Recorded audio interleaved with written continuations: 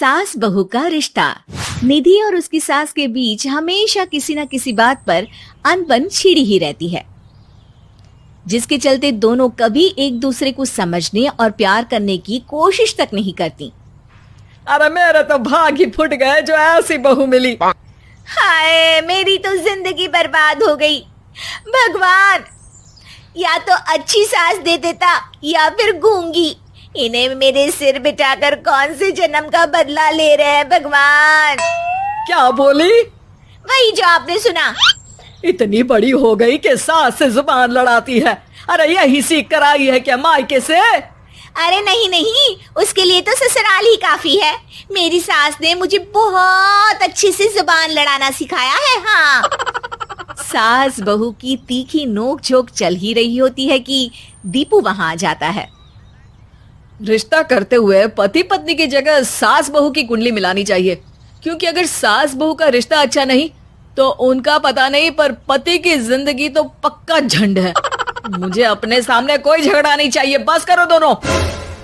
दोनों शांत होकर अपने अपने काम में बिजी हो जाती हैं।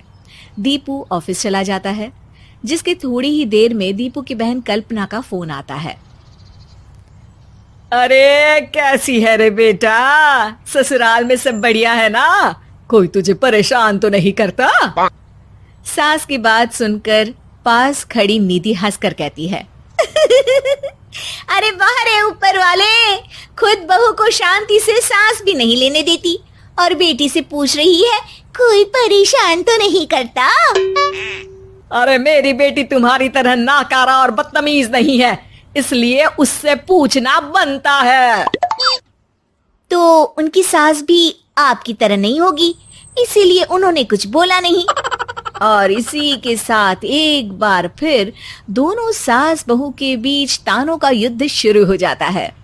फिर कल्पना कुछ देर तक तो फोन पर सुनती रहती है, पर जब दोनों चुप होने का नाम तक नहीं लेती तो वो चिल्लाते हुए बीच में बोलती है, अरे बस करो, यह फोन कान पर लगाए। जब मुझसे आप दोनों की बातें सुनी नहीं जा रही तो मेरा बेचारा भाई न जाने किस हाल में होगा।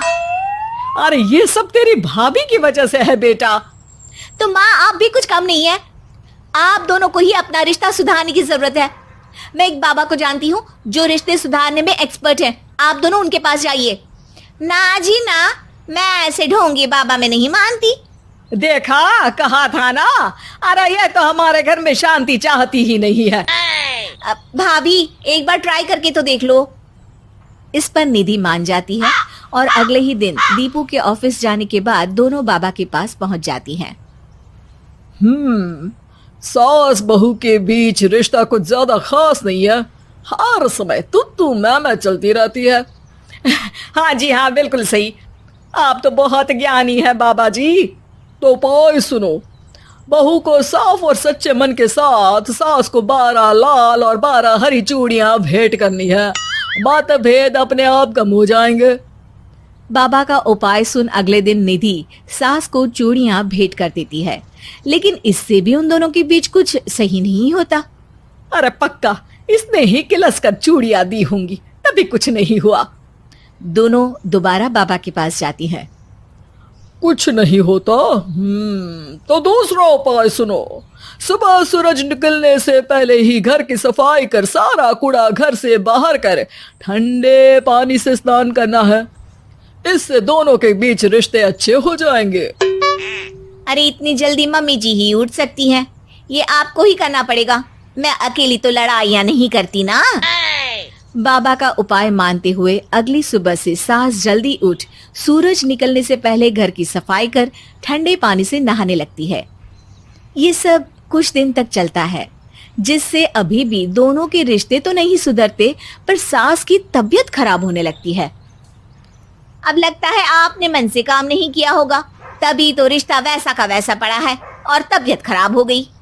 अरे सही कहती थी तुम, कल मुहा ढोंगी बाबा। देर आए पर दुरुस्त आए। चलो आराम करो। अब निधि बाकी काम छोड़ सास की सेवा करने लगती है। अपनी पत्नी और माँ में ऐसा बदलाव देख दीपू बिल्कुल हैरान रह जाता है। अरे कहीं बाबा ने कोई जादू टोना तो नहीं कर दिया? मेरी माँ और पत्नी इतना घुल मिल कर तो नहीं रहती। ओहो, सरकज़म। बस बस, अब जाओ और अपना काम खुद कर लो, मुझे मम्मी जी का ख्याल रखना है।